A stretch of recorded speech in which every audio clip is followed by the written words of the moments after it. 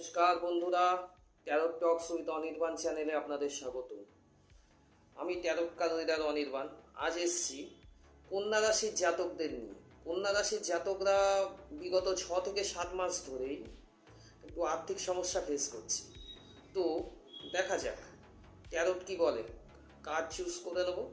আপনাদের এই আর্থিক সমস্যা কাটবে বা কাটলেও কত দিনের মধ্যে, চলুন করে নিই। Oh my God, fantastic! Nine of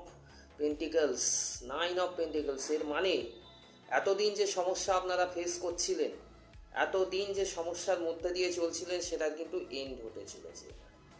কন্যা রাশির জাতকদের জন্য খুব ভালো খবর।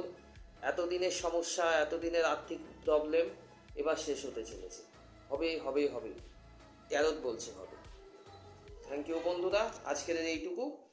নমস্কার, জয় শ্রী মহাকাল।